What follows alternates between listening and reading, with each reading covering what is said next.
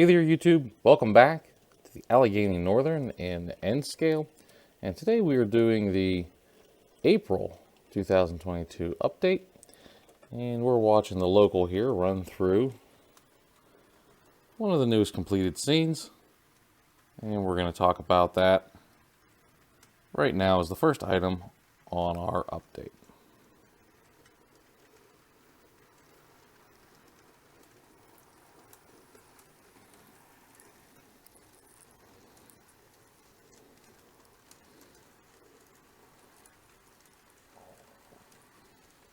Okay, this update is going to be fairly brief. There wasn't a whole lot done in April, so the biggest, I guess, wow factor for the month was getting this part of the layout. This is the upper deck right off of the coal mine branch here. This is the short line, the Class 2 railroad. I'm using the Wheeling and Lake Erie locomotive that you saw in the opening scene there.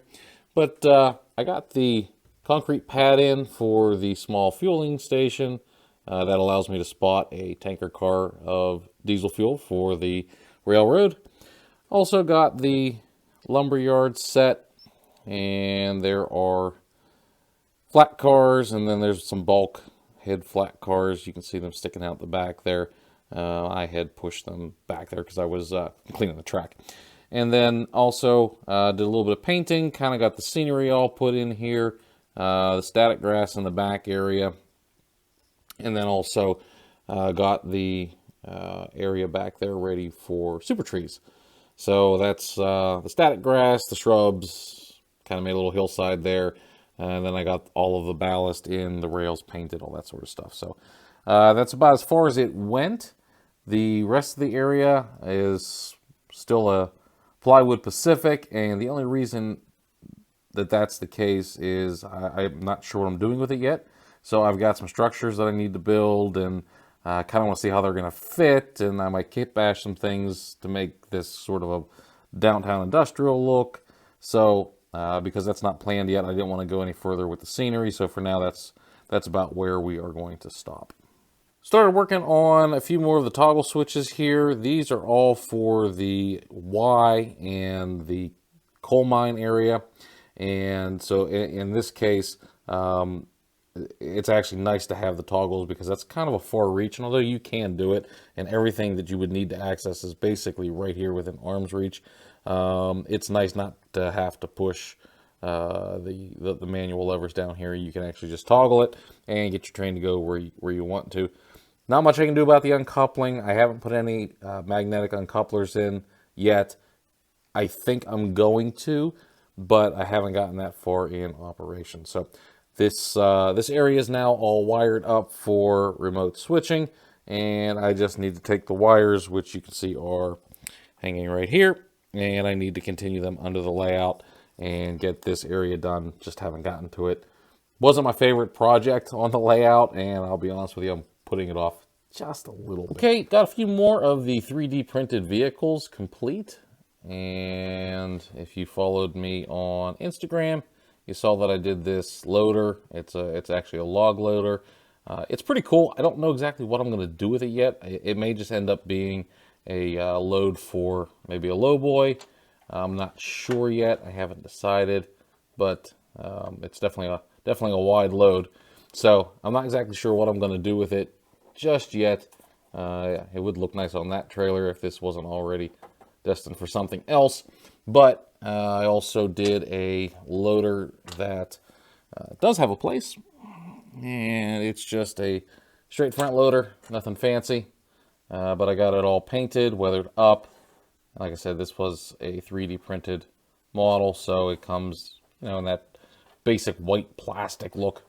But so we got him all ready to go. If you want to see stills of those, you can log on to the Instagram page.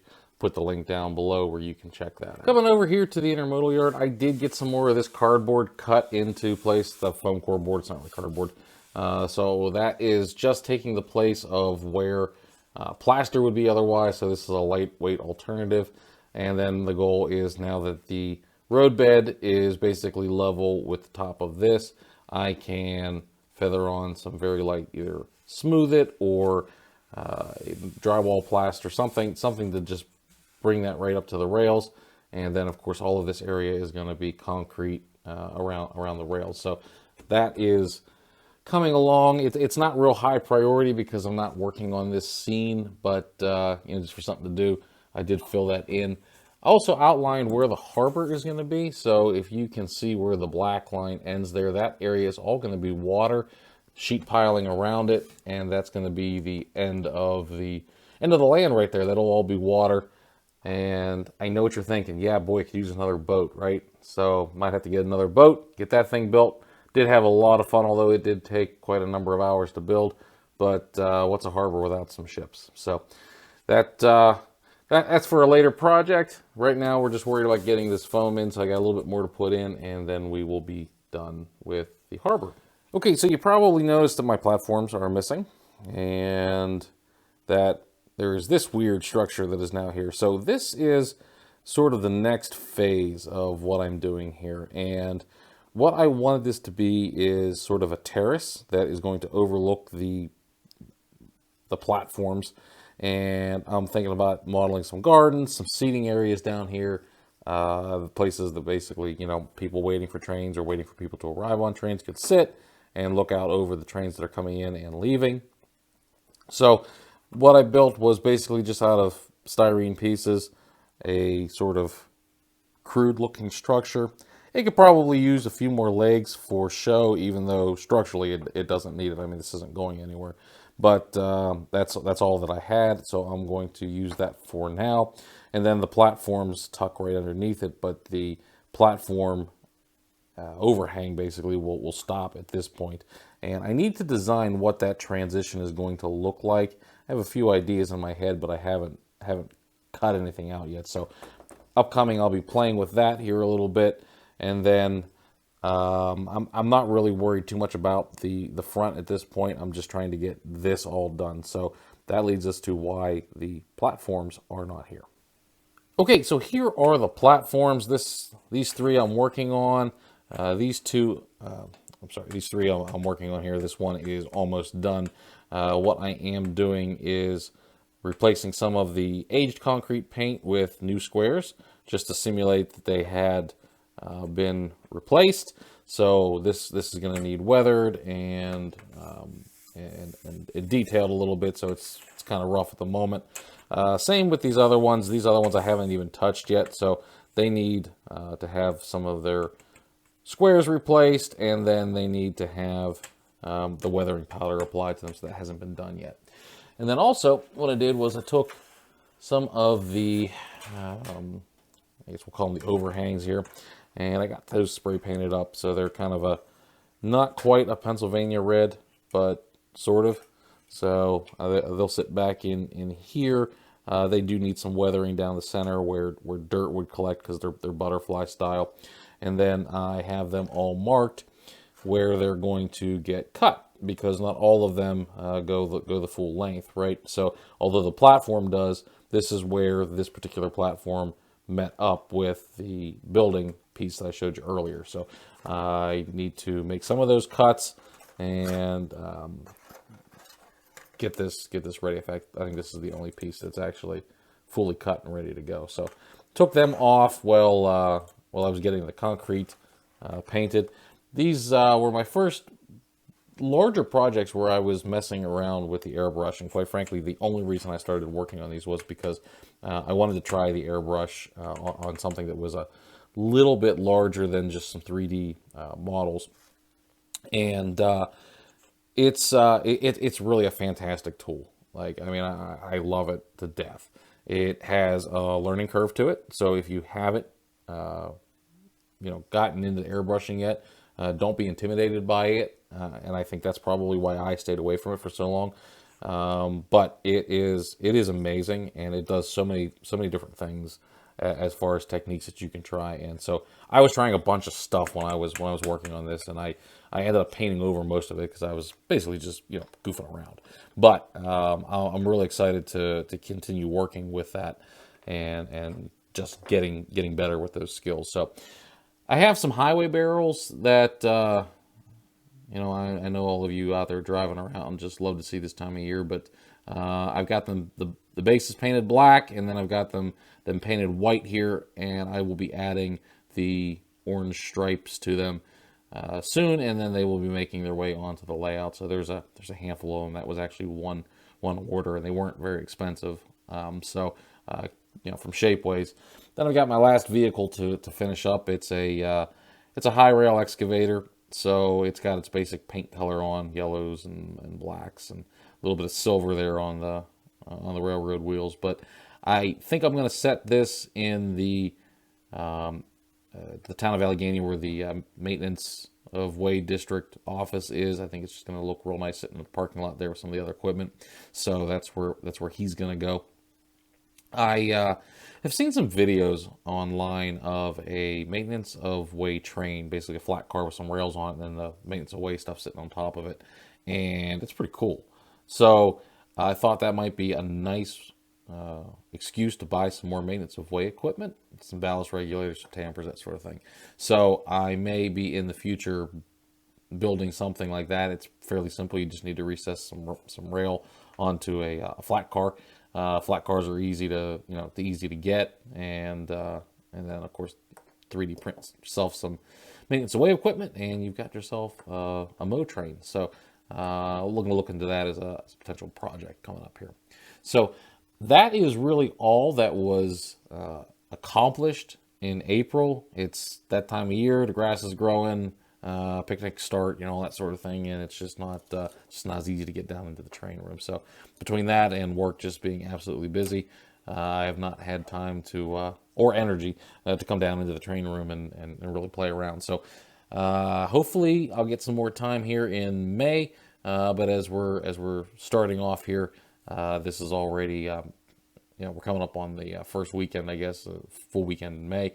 And I'm already booked solid, so I see how May's going to go. But anyway, that's where we were in April. Upcoming projects, obviously, I am going to finish these platforms, get these on the layout. It's not going to accomplish a whole lot more other than showing that it's not bare plastic. But obviously, the connection between the platform and the terminal building is not built yet, so it's still going to look a little funky. I'm going to keep on working on some of the structure kits that I have, because those structure kits are going to be vital to completing the scenery on that upper layout where we started our first tour there. So here's a stack of building kits that are ready to go. They need to come out of the building or out of the packaging and start getting built. And then I've actually got some stuff that are still sitting down there on the floor, some other older DPM models. There may be a few pieces in there that I'll have to build too. So that's coming. And so I was talking about the airbrush.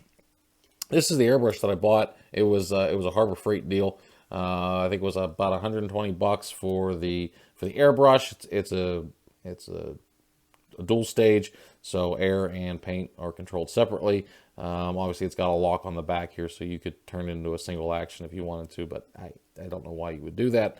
And then, like I said, it's not the greatest airbrush, and I will, from what I've seen and what I've read and all that sort of stuff, but it is, for a beginner like myself in airbrushing, it's perfect. It gets you started right away. It comes with everything you need, and like I said, I'm very happy with it. I've really enjoyed working with it. So check it out. I think it's Avanti is the manufacturer, and you get the compressor, the brush, the hoses, and you do get some tools like a little pipette, and you get a wrench to take things apart and all that sort of stuff, plus a little instruction booklet on how to care for it and clean it. So if you're like me and you're a noob and you don't know what to do, there is some help there. I did go through YouTube, watch some videos, and some other folks that were fairly impressed with the quality for the price. So that wasn't easy. There's also one right next to my office, so it was easy to just run down on a lunch break, pick it up, and play with it. And actually, I enjoyed it so much, I bought one for my dad, who's also a model builder, and I tried to get him to switch from the classic brush to something a little more convenient. So.